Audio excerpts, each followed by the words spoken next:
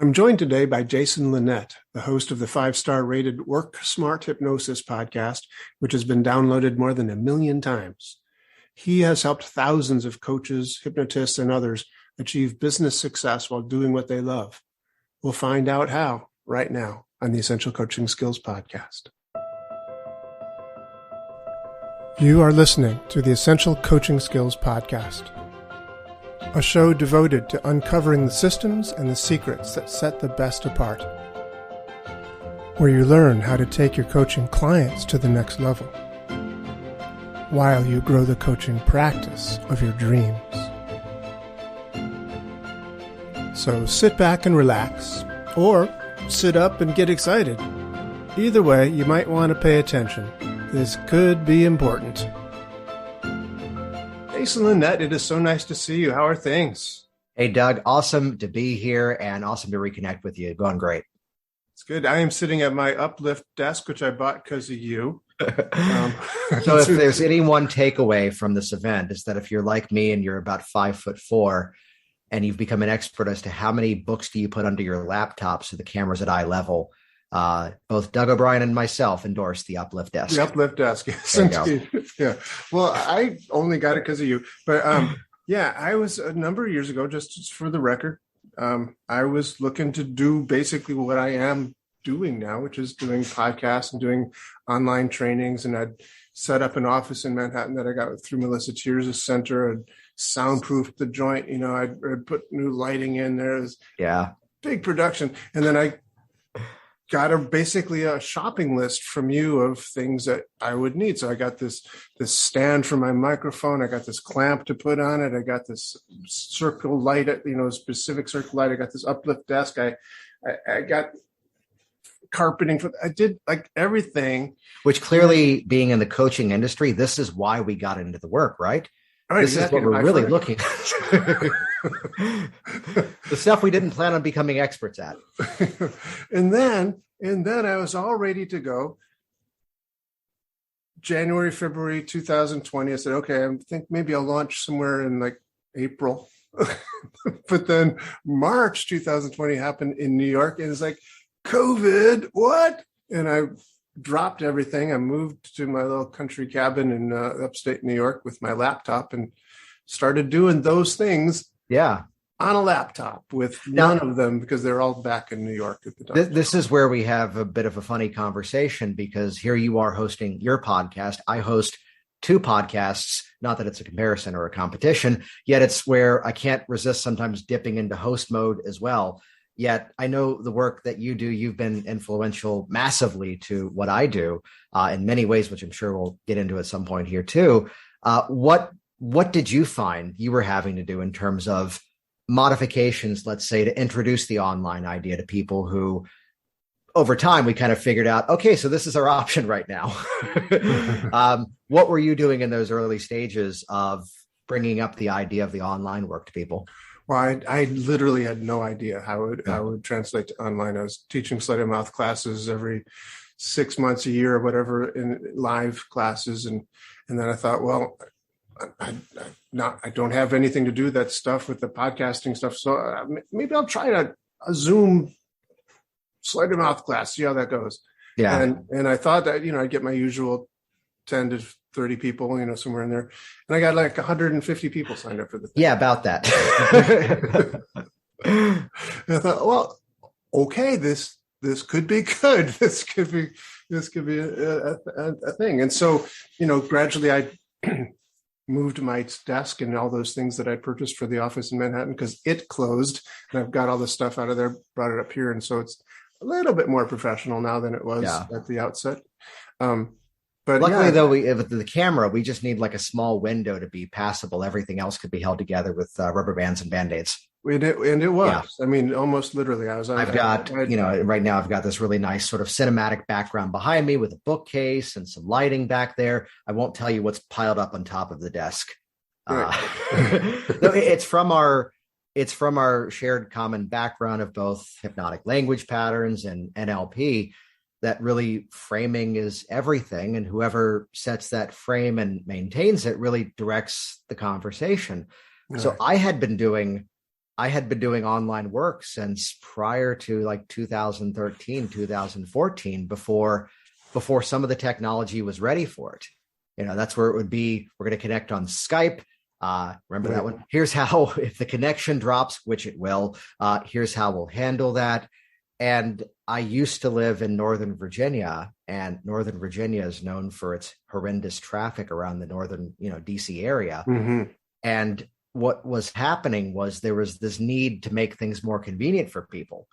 And out of the person who might have been 5 miles away in Annandale, Virginia, for him to go from Annandale, Virginia to Springfield, Virginia, it's 5 miles, but that's 45 minutes. Yeah. If you're lucky. If you're lucky. And the discovery was that, oh, wait a minute. This man had a fear of public speaking. He was a lawyer. And most of what they did in their practice, it was about how can we not go to court? How can we do everything as a settlement? And they would do everything in the offices. They'd bring in the other opposing counsel, and they do the meeting in their location, and anything they could do to avoid going to court, because then there were more fees. That's when things got more challenging. That's when they had to juggle more moving pieces. And I didn't predict this, but now I claim it intentionally, because that's often how we discover things. End of our appointment, he says, you know what's amazing? I'm sitting right now with my laptop in the room where we do these settlement meetings. And just now I feel so much more comfortable walking into this room. You and I both know this as anchoring, connecting a sensory experience to another sensory experience. And even as early as then 2017, 2018, as a hypnotist, there's 3 reasons why online hypnosis is just as effective as in person, if not even more. The first is, once the hypnotic process begins, you close your eyes and you listen to me. So if that's the case, it really doesn't matter whether or not we're in the same room. Exactly. Second of all, credit to Howard Cooper in the UK for this lovely little sentence. Second of all, having had some nice, impressive looking offices over the years, the change never occurred in the office. The change occurred in your head. Mm-hmm. So you know what, Doug, wherever you've got your head, it can work. And third of all, and this is part of my history as to why I started doing more online work before it became a necessity, which is the fact that you weren't smoking 2 packs a day sitting in my office. All right. You weren't getting upset with your family and emotionally eating in my office. You didn't have this fear of public speaking in my office. So let's do the work in the environment where you want to notice the change. This way we can eliminate the fingers crossed, wait and see, hope it works. Instant gratification. This thing is already in motion. Yeah, absolutely. It's so valuable to test the work when you're doing something like a elevator phobia. Let's go to the elevator and see. Let's go up top, see what happens. Exactly. Very, very, very good points. So I'm so happy to see you, and I'm happy to see you on Zoom, because I would hate to have to travel to Virginia. You don't live in Northern. Now. I'm in Florida now, and it's today it's 82 degrees here in Orlando. When did you move to Florida? So again, business had already moved online. A friend of mine, the disclaimer to this is I love, his name is John Cook. He's a copywriter in the business world, who says that you should never take advantage of people.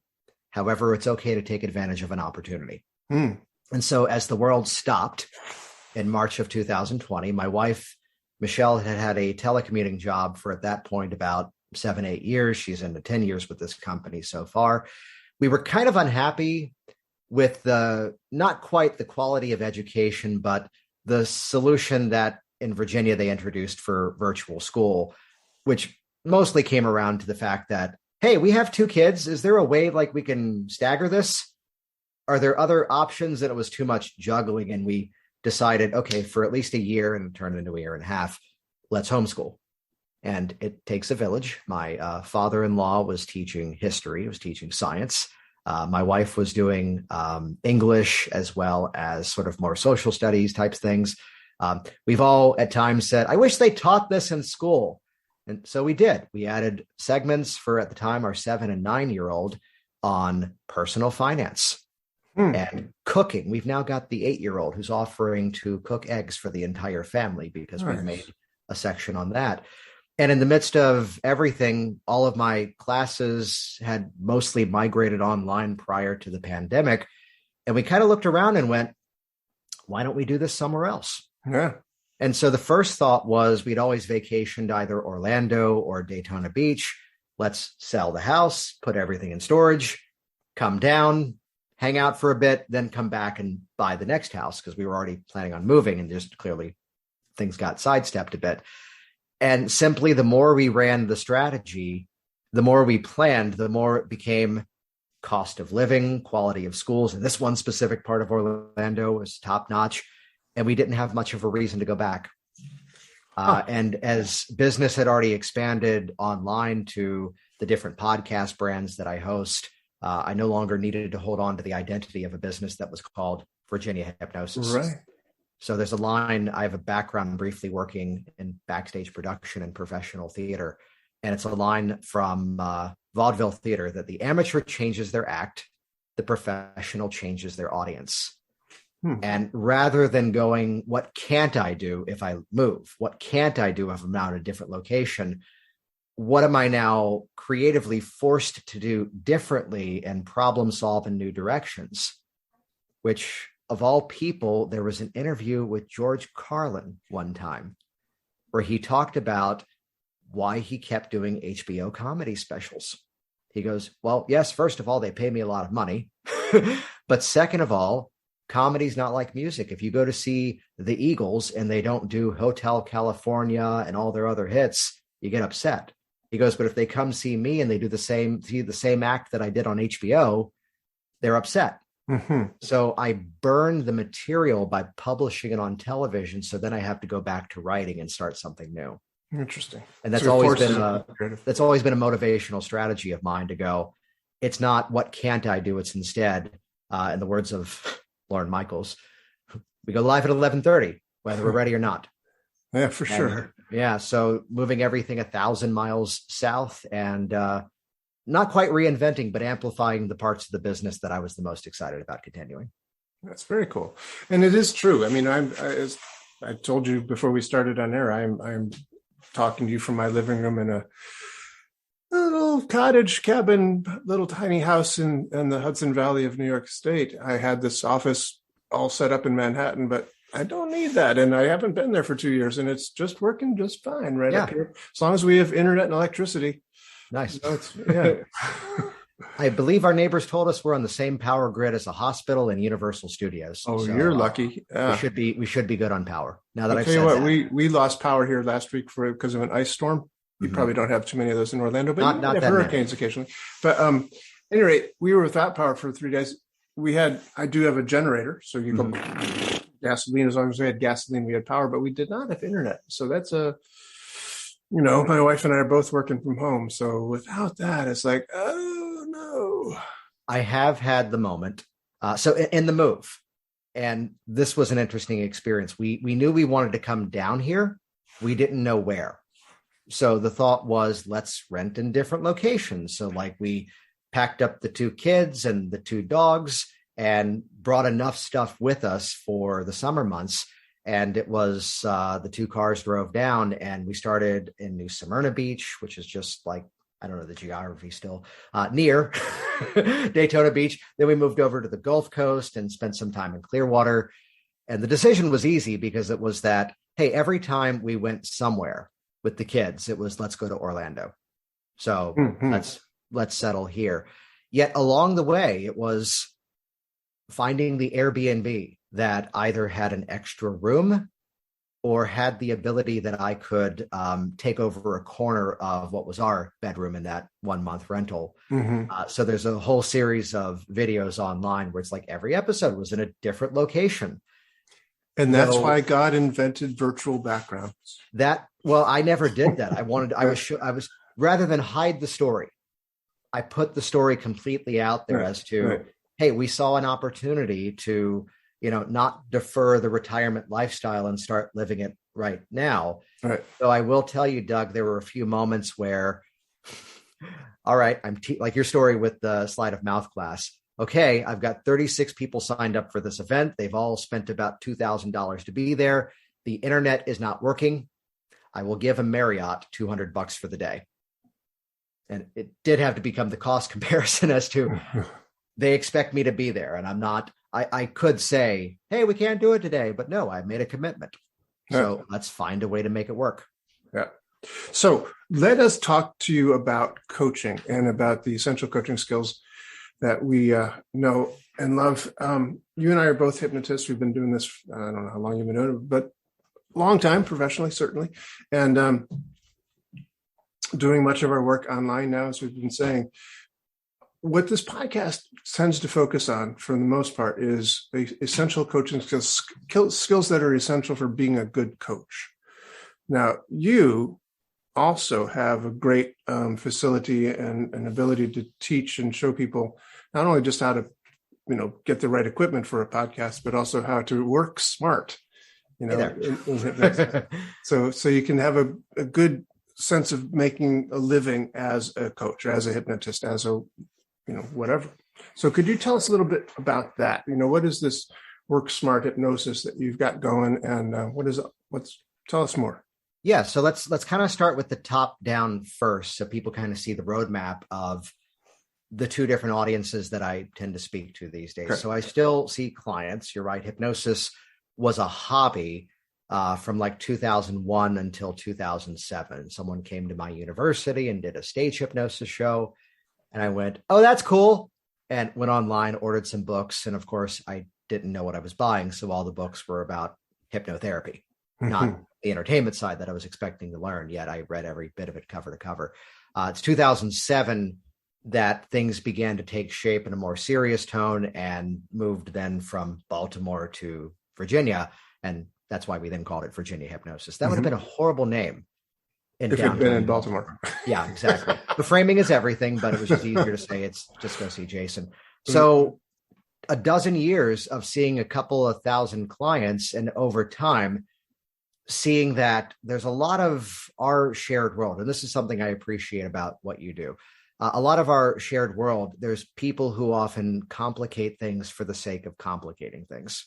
Mm-hmm. At the end of the day, so many of these principles come back to the same core basic formulas, and it's at times just different dressing in terms of how we get into it. Mm-hmm. So be aware at times just to ask the question, what's this method actually doing? What's actually making it work? And it helps us to kind of pull back and go, oh, here's the mechanism that's creating the change, rather than this specific set of words, perhaps. So these days, there's two core businesses. One section, as you alluded to, is Work Smart Hypnosis, which was built from the ground up back in 2013, 2014, to really be more of a professional presence for the industry, teaching hypnotists who already do hypnosis how to do hypnosis better. And the thing that surprised me and helped to facilitate this big lifestyle transition that we just went through was that over time, that became the number one source of my clients. Mm-hmm. Which it shouldn't be, because that's a program where I'm interviewing outstanding people like you. That's where I'm teaching methods of how do you work with the clients with hypnotic techniques, or teaching some of the business acumen of how to bring those people in. And it's that discovery that sometimes what we put out to the world takes on a life of its own. And quickly I had, as we officially call it in the Harry Potter world, muggles. Regular everyday people calling up and saying, hey, I found this show. I listened to a few episodes. I'm not the audience, am I? It's like, well, it's meant for a professional audience. It's not like there's secrets. There's some of us who teach it. Yet, what would you like to work on? And that became the number one source of clients, which is where we kind of tested the waters to start to quiet down the regional Virginia brand.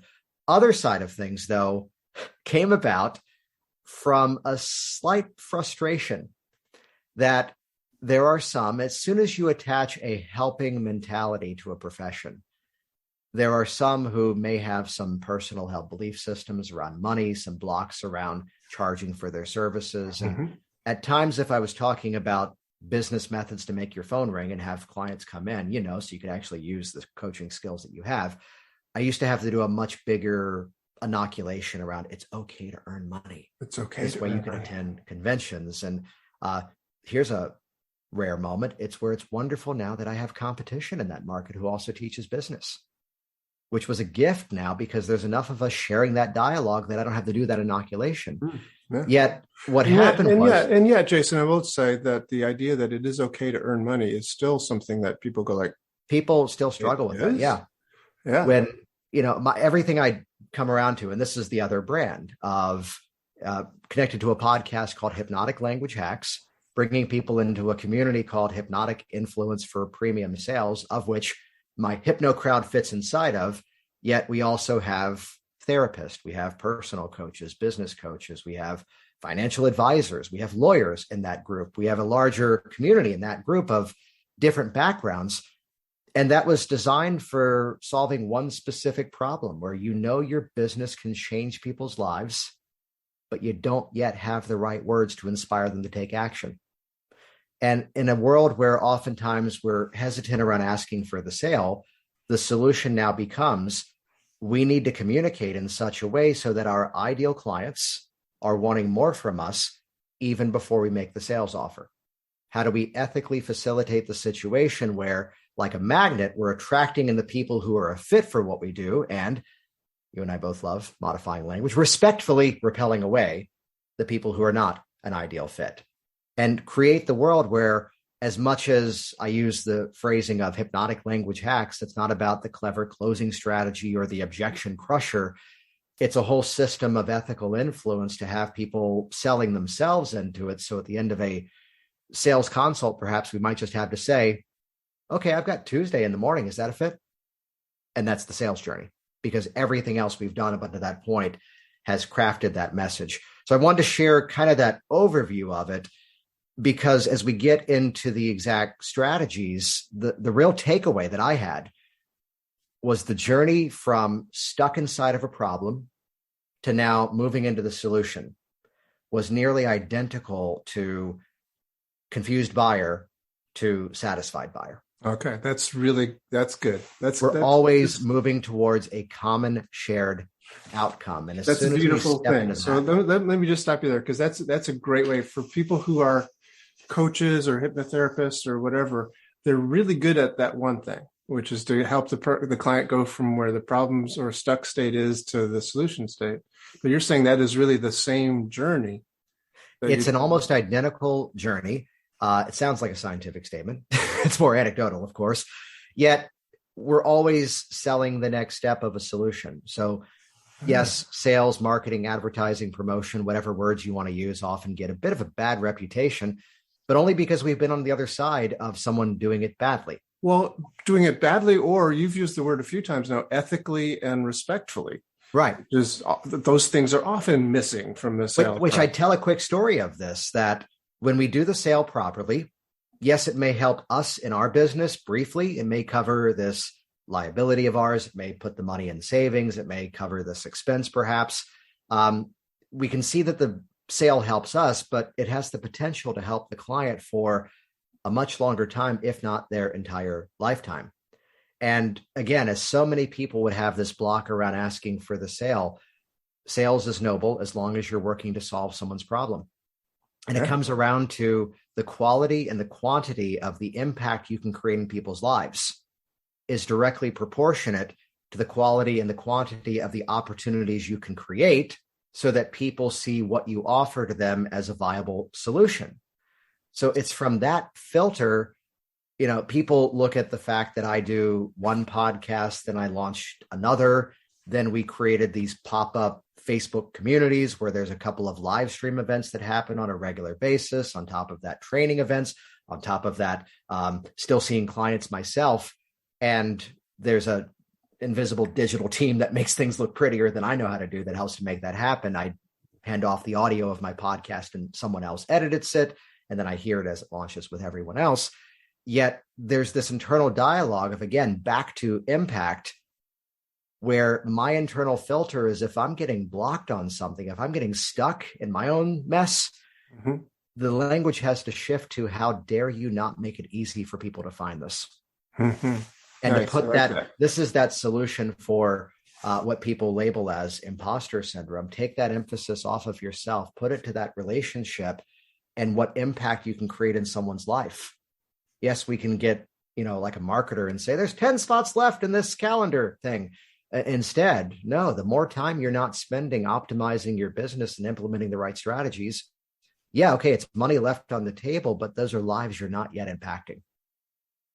So let me stop you and ask you this. If one of our listeners is listening right now who has that feeling like it's not okay to earn money, to take money for helping people, that, you should be benevolent like Jesus, and if you can help people, you should help people out of the goodness of your heart. Mm-hmm. And it's not okay to earn money for that. If somebody is listening and has that belief, what would you say to them? I would say it's not a matter of belief in the money. What I often see as the rapid path to resolving that is truly understanding the value of the service that you provide. I go back to a man who I worked with who had a fear of public speaking. Mm-hmm. And the whole experience was, it's one of these corporate groups that there's like 8 different vice presidents in the company, and 4 of the spots are open. And he's thinking to himself, no one here knows me because I'm hiding. I'm finding ways to back out of meetings. I'm the one sending the snarky email. Hey, can this meeting just be another email sequence? Why don't we just launch, there's a project management software called Slack. Why don't we just launch a Slack channel and just keep a dialogue going rather than the meetings? He was getting creative to find a way to back out of these things. Yet with the skill set he had, he goes, I'm ready for one of these leadership roles. And he saw the fastest pathway to get there was to stand out, which involved getting over the fear of public speaking. I have to fast forward the story like 2 years after I worked with him. And I get this phone call. And Doug, when someone's speaking and you can hear in their voice that they're smiling, and he calls me up. I recognize the name right away. So I take the call as soon as I can. And the conversation leads to, hey, Jason, I've got a brand new problem. And I already know where he's going, where he's like, well, first of all, you've changed my life. I got over my fear of public speaking. I'm now running the meetings that I was trying to put an end to. And because of that, I got promoted not once, but a second time. The new position pays me about $60,000 more a year. There's some travel benefits where I have a little bit more flexibility with my schedule. In this role, hey, he was ready. In this role, I can work from home 1 or 2 days a week. And this has been amazing. I couldn't have done it without you. However, I was waiting for the but. However, I'm now having to manage a team of people. And it's a bit of a cutthroat environment. And I have to say the amount of added stress is worth the extra money. So that kind of excuses it. But there's some days that I bring the stress home and I'm irritable to my family, or it's keeping me up at night. I wouldn't have had this problem if you hadn't have helped me with the first thing. And he said something that I love, and I always highlight it when I tell the story. He goes, Jason, I know you taught me some techniques I can do on my own. Yet I know I get a better result faster and easier when I work with you. Mm-hmm. How soon can I come back in? And we worked on that, and happy ending once again. I come back to the story because at the origin, it was this singular sort of surface structure problem of public speaking. Right. By the time we were done, it was elevation in status. It was increase in confidence. It was repairing a family dynamic. It was 2 years, an extra $120,000 of income.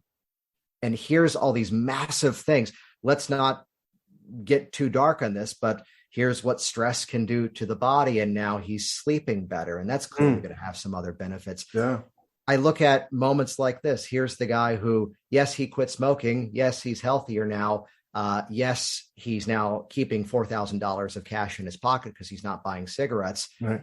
Yet by implementing the right influential ethical sales process in our conversation, we suddenly hit on the fact, and I can hear him tearing up on the call, not for the sake of trying to twist the knife, but hey, I didn't grow up with a father. My dad was apparently a 2-pack a day smoker, unfiltered cigarettes, and he died when I was 4. I only have one memory of the man.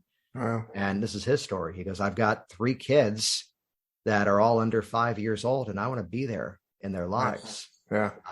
My dad never met his grandkids. And like, here's the value we're creating in someone's life. And if we're sticking in that surface structure, if we're staying in the as I say it, the commodity role of dollars for hours or this modality, this one, that's where we start to see the real value we represent to people. And how dare you not make that available to people? and you only need a couple of experiences giving it away for free to get politely reminded that, well, when someone invests, they're going to be more serious to take it on. For sure. Absolutely. Which, notice that's the last thing I said. That's not the main focus of it. See the value in your services, and you see, I call it a value added offer, because the value is going both ways when it's done appropriately. Yeah. Beautiful. Hey, can I share a method to make that Please, a little faster for people? Oh, yeah. Okay. So this has implications in both personal change work as well, because look at the story I just shared of the stop smoking person. At the core of what happened there is something that I know you teach beautifully inside of sleight of mouth patterns, but let's kind of pull back and just put this into a category header of the moment you change the criteria of a decision, it becomes an entirely different decision. For that man, I would say I use some sound research-based techniques in our session together, yet I probably got the change when we hit that emotional chord as to why he's really quitting smoking. Yes. And I foreshadowed, here's the part I want you to listen for, because clearly we're about to do this work to help you to change this habit. Yet, if you listen for technique, clearly about halfway through, I'm never going to bring up the cigarettes again, because that's already going to be behind you.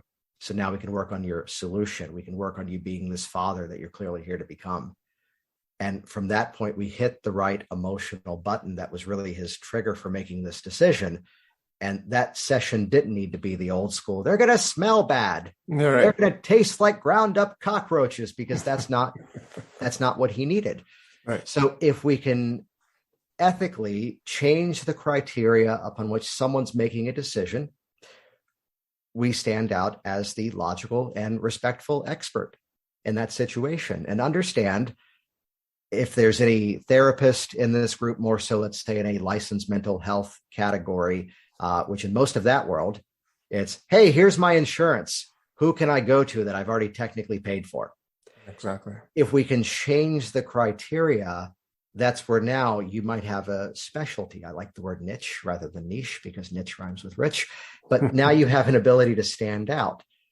So most often in all of our services, and I run into this with my health coaching people, my personal trainers, even my hypnosis people, my counselors, my business coaches, people are asking very surface structure questions. How many sessions? How much is it?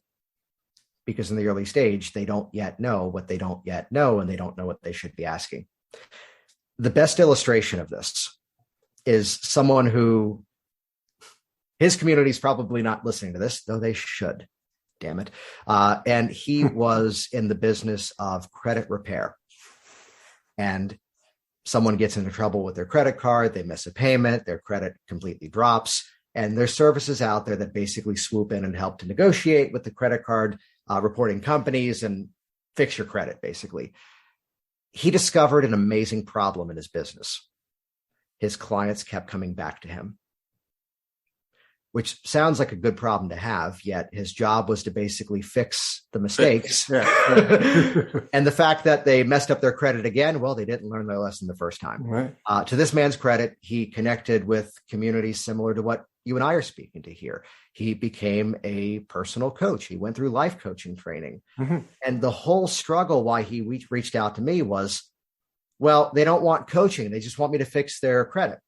I go, well, it's not that, this will sound familiar. It's not that they don't want you to fix, they don't want the financial coaching. It's that they don't yet know they need it. So your job as the business owner is to set the frame that here's why this is an important criteria. So gotcha. Mathematically, here's the formula. It's not just about X, though we are going to X. It's really about Y so that you can Z. I'll give the formula again. It's not just about X, though we are going to X. It's really about Y so that you can Z. So let's break this down in his example. It's not just about fixing your credit, though we are going to fix your credit. It's really about changing your emotional mind decisions around money so that you never need a service like mine again. As he landed that criteria, not only did he finally start to see the value of packaging together this bigger solution of a service and not charge the same as everyone else, yet as soon as he hit that criteria shift and the other person was in alignment with what he said, his words, it became a courtesy that he was telling them what they were going to spend. Which it's not just about giving you a few hypnotic language hacks. It's about communicating with your audience in such a way that they're now selling themselves into what you do. And it is, while it's not about really going hypnotic, although we will do that. So what was great about what you did there is you kind of did the redefine thing, but you also said, although we will satisfy that too. Right. So, well, it's not really about that, although we will do that. Which is where inside of this pattern, everyone loves a great under promise, over deliver. There you go. Here's a formula for doing that. Exactly. If you sell people what they want, and in the process of delivering what they want, give them what they need, you've achieved under promise, over deliver. And this pattern helps to do that. Let me highlight my two favorite words in that pattern, though. Okay. The two words, so that. All right. Okay.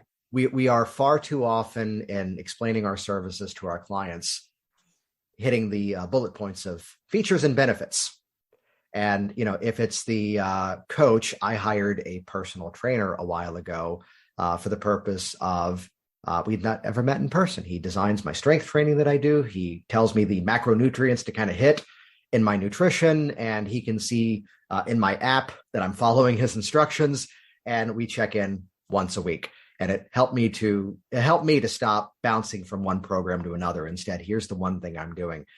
So I bring him up because they mention, and we have a proprietary app you also get. I'm like, I've already bought an app that helps me track my weightlifting. And that was almost the reason why I didn't buy. I'm like, you're giving me stuff I don't really need. And he organically hit this pattern that, dagnabbit, I teach. Well, we have this proprietary app so that I can go in there for you and program the lifting, and I can see it without you having to send it to me. I'm like, that's been the bottleneck of working with anyone before in this category. I'm in. So whatever you offer people, we're going to meet 5 times. Install a cynical question in your brain of, so what? We're going to meet 5 times so that we can help you to resolve your problem and transition into living in the solution. Right. You're going to get access to a digital library. Whoa, said no one ever.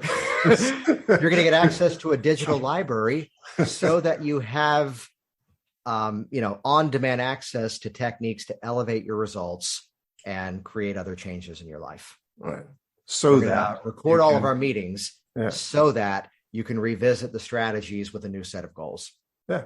Very cool. So anytime you offer a thing, follow it up with the 2 words, so that. And again, this is how we start to pattern the language. So they're now selling into themselves. Beautiful. And that's what I love about what you do, Jason. And I will take full credit for the way that you think, you took my sleight of mouth class so many years ago.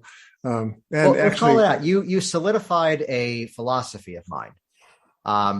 We're recording both audio and video right now. I know you produced audio, yet the opening chapter of a book that I wrote, which I'm holding up and you all can clearly hear it right now. I'll plug it respectfully before you ask for the plugs. Because, hey, if you go to Amazon and buy Work Smart Business, I get a whopping $3.12 for every book sale. Oh, man. And you're still working? You still have to work? I do it because I'm passionate, Doug, right? I mean, we're not in it for the money. We're doing it for the $3.12. No, but the opening chapter is a basic reframing thing that I just nicknamed the power of premise. That years of seeing clients, I would have people come in with the same reporting goal, with the same reporting background.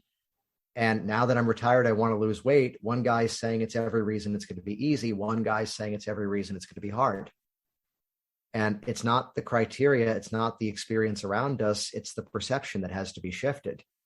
And learning sleight of mouth from you helped to give the patterns to make that happen more consistently. In hypnosis trainings, they often would say, children are always in a state of hypnosis because they believe in magical things. And I heard that and I went, no, I can remember being 4 years old, and not for the sake of being obstinate. this is a good positive imprint. Luckily, I had the foresight to change my thinking. An ambulance drove by, and I hear a family member say, "You hear that? Someone's having the worst day of their life." That's a positive message to a 4-year-old little child. And I remember that moment succinctly, responding out loud. Or she might be having a baby. Or we had a family member who went through some sort of, I forget if it was kidney or liver disease. And suddenly it was like a Thanksgiving dinner and the phone rang and the donor's ready and he's in the taxi within 5 minutes. Wow. And I remember the sound of the ambulance. So it's not the thing, it's the response to the thing. And the learning of the various sleight of mouth patterns gave me a way to do that more intentionally. And I thank you for that. Well, yeah. And obviously you were pretty gifted at it at 4 years old. Because one of the big strategies for sleight of mouth is to change the meaning of things. What does that mean? What else could it mean? There's plenty of possible meanings that could be ascribed to that. It doesn't have to be that one that's like, oh, somebody's having the worst day of their lives or the last day of their lives, the worst and last day of their lives. No, lots of things that it could mean, right? Maybe that means that there's a sale at the donut shop and this driver is I said ambulance. What?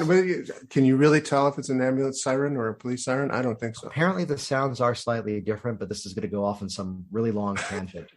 I had someone sign up we do Work Smart Hypnosis Live. It's the hypnosis training that we do. And we had this guy, and the training typically brings in an audience where half of them are brand new to hypnotic change work. The other half maybe have come from what I know both you and I speak to, moving away from, of a more scripted, more tightly bound protocol approach. So we get this audience that's looking for filling in the gaps. Plus we get a new audience, which is fun because, the new audience comes in and goes, oh, wait, other people here have more experience. And I would pull them aside to go, just watch. They have some patterns to unlearn.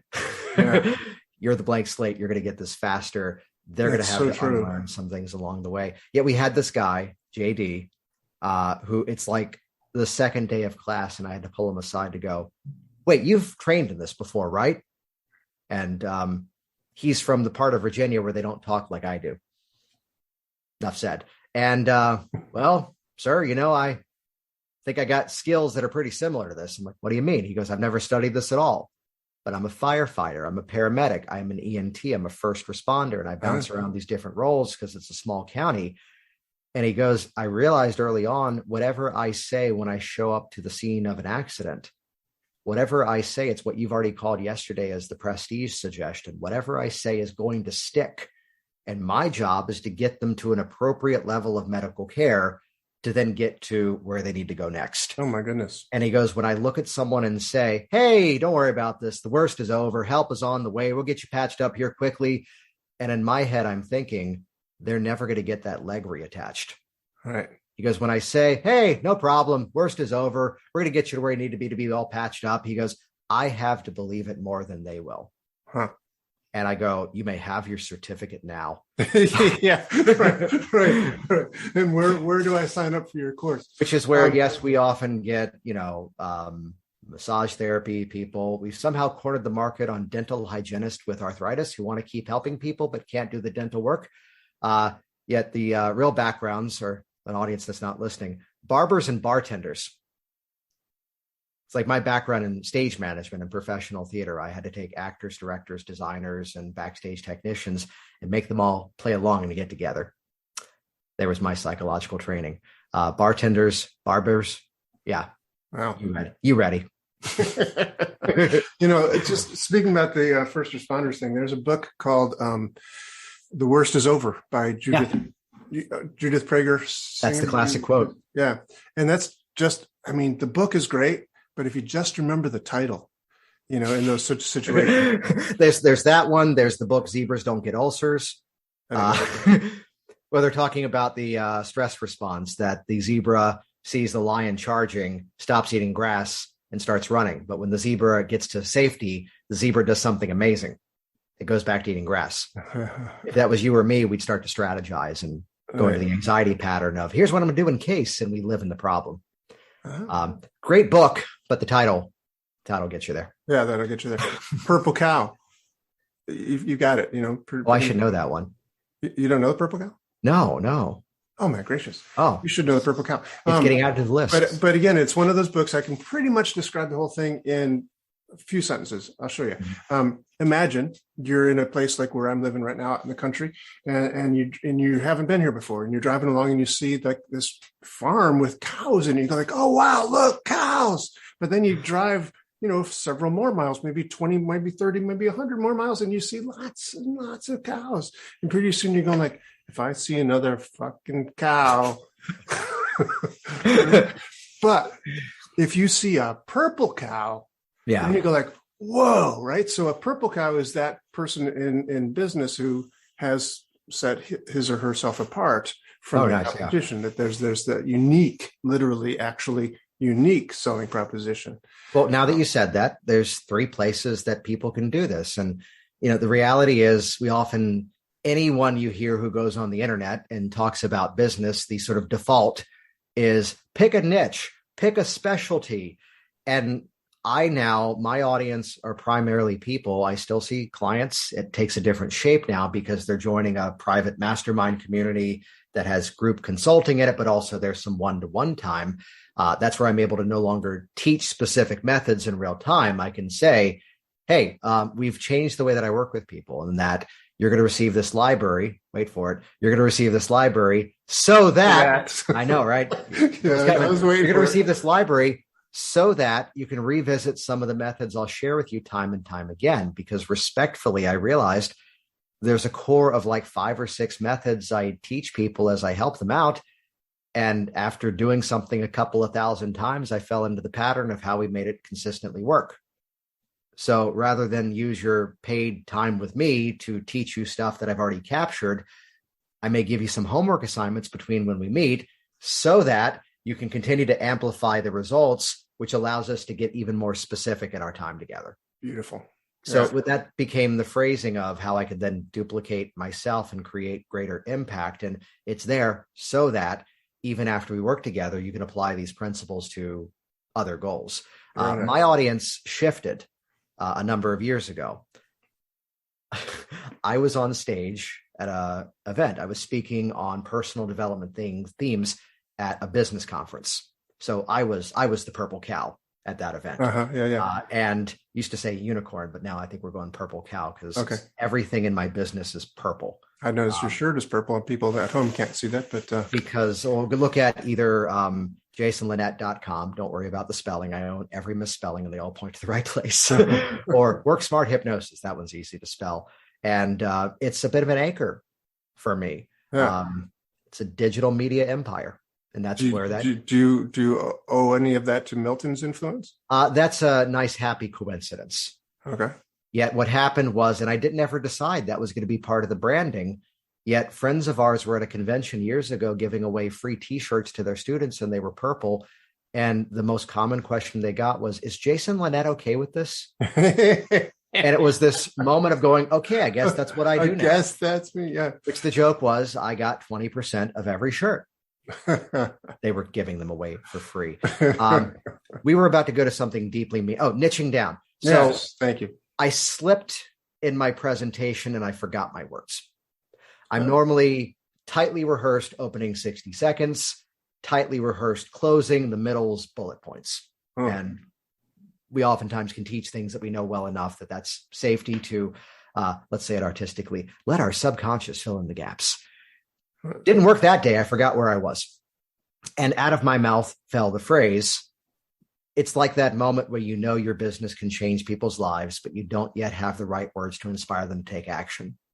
You're talking to this person who you are certain that you can help them resolve their issue.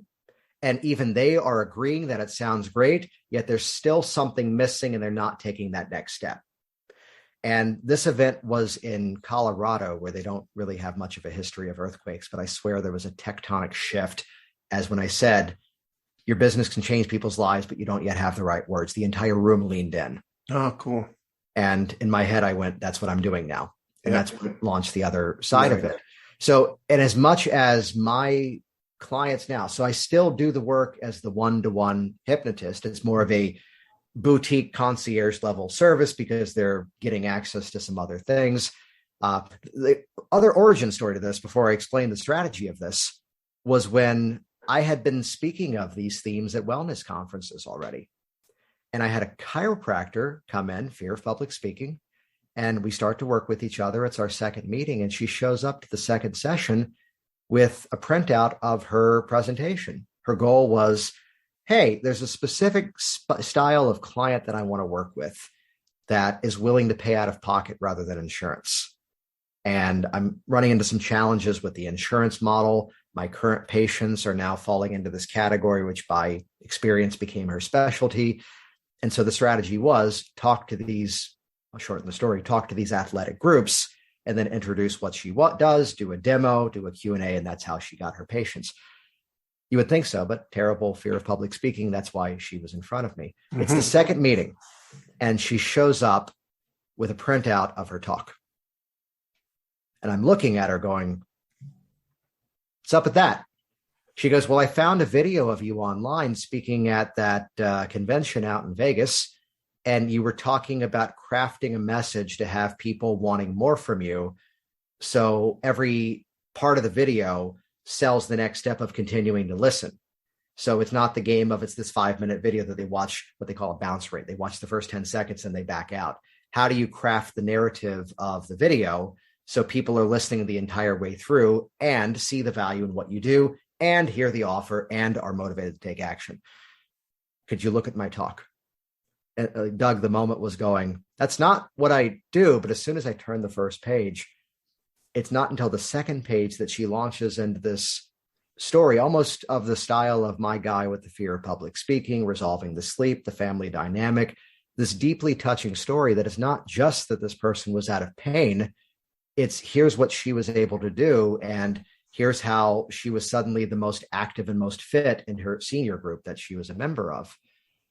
And as soon as I saw this, like, oh, wait a minute. Okay. So move this story to the beginning. Mm-hmm. You're telling the story in the past tense, bring them in the room, activate the visual, the auditory, the kinesthetic, have them feel the experience. Here's the ways to take the story where someone could hear that and go, yeah, but I'm 28 years old and I'm a runner. That's not about me. Here's the mechanism of how you can take that story and suddenly with the right language implemented properly, make the story about everybody in the room. And it's what in the comedy world they call punch up, where they go through a script in the final phases and find places to improve it. Yeah. And over time, because that's what I started doing, because she was the first, that became what the business was. Now, I give that as a background to really the answer around niching down, because that puts me in a unique position where other things will call. As soon as you call out the specialty, the fear would be they're not going to come to me for other stuff. And the answer is no, they'll come to you even faster. Yes, absolutely. But it's where a general example, and I have 3 of these right now. So you're so vain. You probably think this podcast is about you. I have 3 people I'm working with right now that are nurses looking to kind of climb up, the responsibility ladder in their hospitals. One came in first. He then referred 2 other friends in different geographic areas. And that becomes a really fun dynamic to say, hey, you watched a video on my website about building up unstoppable confidence as a digital marketer, and yet you're a nurse wanting to take on a leadership role. That's clearly not exactly what I do, yet you must have seen something that inspired you to reach out to me. What was it? And whatever answer they give, they're feeding you their decision-making criteria. And it's back to value elicitation. We just have to align with that. As long as we do align with that, you have a choice. You could be the person who says, nope, that's the only thing I do. Or, all right, well, you sold me. Here's how it works. And then we work together. So we can call out that thing, yet that thing is the ability to then amplify to an audience, and we can expand or we can be the one thing to people. Yeah, beautiful. Jason, listen, I know we're out of time, and I want to respect your time. I do want to say that for people who are listening who don't know this, I have been since the beginning having all of these transcribed. So the transcriptions of these podcasts live on my website, the Essential Coaching Skills. Beautiful. essentialcoachingskills.com. And it's a very cool, I don't know if you've ever seen this kind of thing. It's a very cool transcript, but if you go to the transcript and click on any of the words that you want to, it takes you right to the podcast, so you can listen to it from that point forward. It's very cool. So some of these gems that Jason is just sort of like putting out there, if you want to figure out what they are, go there and read them, because they'll be there when you listen to this. By the time you listen to this podcast, they'll be there for you to read it and listen if you want to. But my goodness gracious, this is everything I'd hoped for and more. Tell me one more time the two names of the two podcasts that you have. You know what? I'll send everybody to a much easier resource. Okay, cool. Give you, I kind of told the story around this, so let's share it. Let's take everything Doug just said and let's give a slight backstory to it. Okay. My messaging got refined was in the early years of my business, going out and doing real-time live business networking. And to show up at the networking event and give my little 30-second, 60-second pitch, that's how I got real-time feedback. If I said it this way, no one talked to me after the meeting. If I said it that way, I had a line of people. Oh, wow. And over time, I would go in and, let's date the story, I'd have the little Olympus mini cassette recorder in my suit jacket pocket, and I'd record what I said and be able to track, this one worked, model it. This one didn't work, scrap it. And so what you hear sometimes that sounds smooth, look at that arc of how we learn. We begin with what we don't yet know is what we don't yet know. And then it becomes natural by doing it. So the rest of the story that leads up to this resource was, once the messaging was dialed in, amateur changes their act, professional changes their audience. That's when I started capturing my elevator pitches as videos on my various websites. And that's what took the business globally. Now, what we did, though, was I kept looking for what's the formula, and we unpacked it into something I now call the video influence system, which, how long should the video be? As long as it sustains attention. You can do all 7 steps of this video influence strategy in 45 seconds to a minute's time. You could also use the same formula and do an entire 1-hour webinar presentation. Yet by mapping, how do we gather the attention? How do we increase expectation? How do we not introduce ourselves at the wrong time? Yes, that was an intentional double negative. How do we instead introduce ourselves at the right moment, so that you'll hear this formula later on? How do we invite our audience to care before we ever ask them to listen? Where every step of the communication is logically leading to the next step. So not only do they hear the end of your message, but they also understand the value and are inspired to take action based on your offer. I hinted at this earlier. People misspell my last name. So we picked up jasoninfluence.com. And that's easy to spell. If you go to jasoninfluence.com, it gives you on-demand access to this video influence system training, 7 steps. And I give you an encouragement ahead of time. Start with it as a framework. And that's going to help people to get up and running and increase that confidence in your messaging. Though at the same time, after you've tested it for yourself, if you have specific adjustments, I want to swap part 3 and 4. If that fits, that's now in alignment with your messaging, and you're going to project that with better confidence. So as we like to say, never, ever, ever use absolutes. And that's a free on-demand training. Again, it's jasoninfluence.com. That'll bring you into the world of everything else and share the podcast here. Fantastic. Jason, thank you so much for your time. Incredibly valuable. I appreciate it. And it's good to see you. Should I briefly share my testimonial of your work now that we're here and capturing this? Sure, why not? Do you hear that smile in Doug's voice? So I have 2 children. My daughter, Claire, is at the time of this recording about to turn 11 years old in 2 months. My son, Max, is about to turn 9 years old in about 2 months as well. At the first ultrasound, they almost had the same birthday. My wife goes, "What happens if both kids have the same birthday?" And the answer was from my head, in April. Oh, it means we really like July. Yeah, right. Do the math. And it turns out Doug O'Brien's work is life-changing, because the night I graduated from Doug's sleight of mouth training turned out to be the night that Max came into existence. Not that he was born, but 9 months earlier. That was a July training. So, Doug, thank you. Yes. Sincerely. Very he cooks welcome. his eggs. So, so I was able to help Jason be influential enough to have a nice night with I'm trying to find all the worst phrases I can do. If you've had the goal of conceiving wonderful language patterns and giving birth to strategies that can help many, many clients, Doug O'Brien is your man. There you go. On that note, I'll say goodbye. Thanks so much. Well, that's our show for today. Thank you so much for joining me. If you want any more information about today's show, please visit our website at www.essentialcoachingskills.com. Be sure to tune in again next week for our next episode and discover even more about the systems and the secrets that set the best apart.